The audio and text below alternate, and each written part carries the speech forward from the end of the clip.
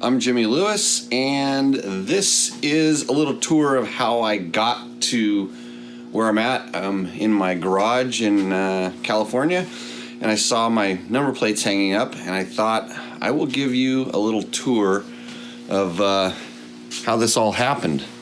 So we're going to start way down here. There's a little bit of a row that I have hanging here, and so that was my first District 37 desert plate. I'd actually been riding enduros, the District 37 enduros, for a little while, and so I decided to desert race in 1998. I think because some of the desert race paid enduro points, so I said I'm gonna go do that, and I managed to in 90. I won the desert plate that year. So I started desert racing, and all with the intention to go to the 6 days. And so here's what happened. I was on a Yamaha. That's a Yamaha number plate. And I wanted to go to 6 days and do some other stuff. And I had Al Baker was helping me out. And then, I won the number 1 plate. And then I turned into a KTM factory rider, which at the time was like signing for like a small brand, because KTM really wasn't that big at the time, but it was a good deal. The bikes were great, actually. I had the fastest 125 and managed to get another one. Won the National Hare and Hound Championship, I think, twice in there. And then they made me move up to 250s because they thought I was fast enough to do that. So that was my first desert 250 plate, and that kind of worked out too, as I ended up getting a number 1. What year is that? So that's 92. So 91 and then 92, and I think I won it again in 93, another one of those District 37 number 1 plates. And this is the year, and I can tell you what happened here. So that's a KTM number plate, those are, and that's a Kawasaki number plate.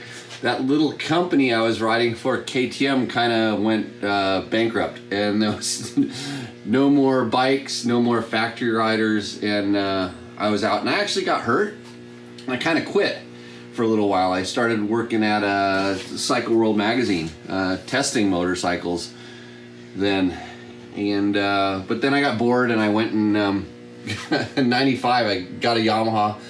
And then I got that number plate to go ride some of the National Hare and Hounds, and I won a National Hare and Hound Championship.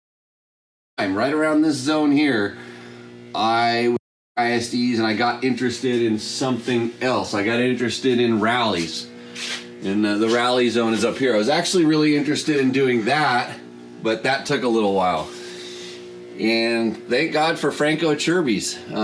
He brought the Nevada rally to the United States, and in the meantime I was doing that. You notice that there's a blank hole there. That's the I was doing the ISDE, and the one that's missing is in the AMA museum. They have a display about the ISDE from the year we won the world championship there.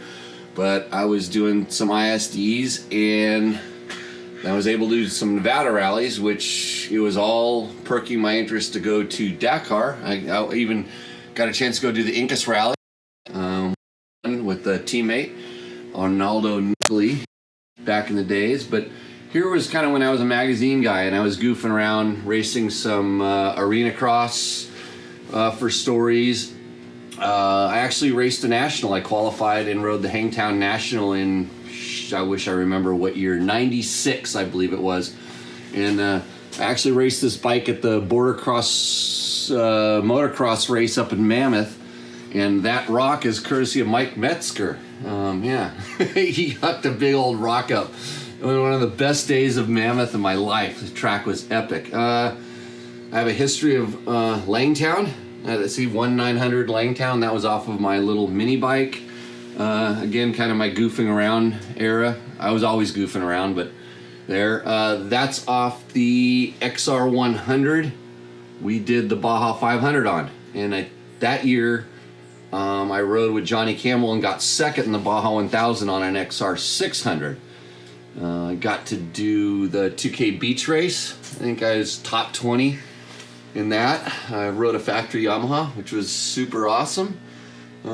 Did some Red Bull last man standing. This is so now we're into this extreme enduro. And the reason I was over in France was to ride the Gilles Classic, which was an extreme enduro, and I got interested in that. And if we come over here, look at this one, Roof of Africa. I think we won the club team of bikes, but I actually won the round the houses.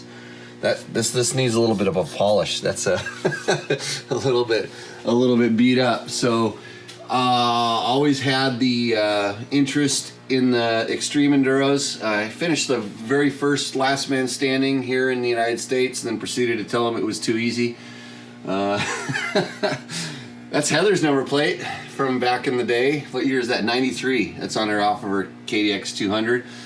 So then I got interested in rally, and I got to go do the Dakar in 1996. So it was Granada Dakar, and didn't do too good in that one. Got sick, had to retire halfway through the race, which was stupid on my part. But I got pissed off and said I'd never go back, but I went back, and this year I rode one of the production KTMs. It'd be like you buy the semi-factory rally bike, and I finished 4th overall. So I was the highest placing KTM guy that year. The Yamaha Eddie Orioli, no, who won it that year? Peter Hansel won this year. Eddie won in 96. And so I thought I was on my way to be a factory rally rider, but I wasn't.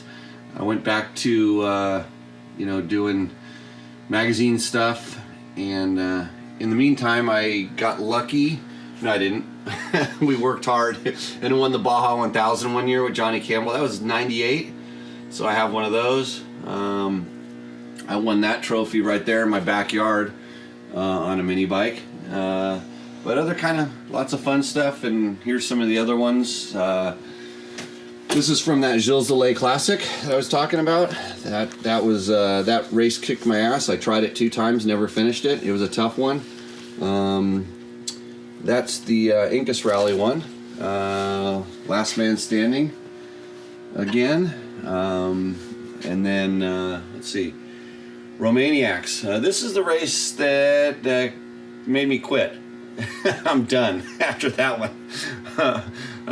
Some Ducati Enduro ones. Yeah, I quit it. I was quit at that one too. And that's the time I got on the podium at Dakar in 2000 on the BMW twin cylinder bike. So yeah, that's a little history of what all these number plates come from and how I got to being a washed up ex-motorcycle racer. Yeah, I'll start it out somewhere around here. See ya.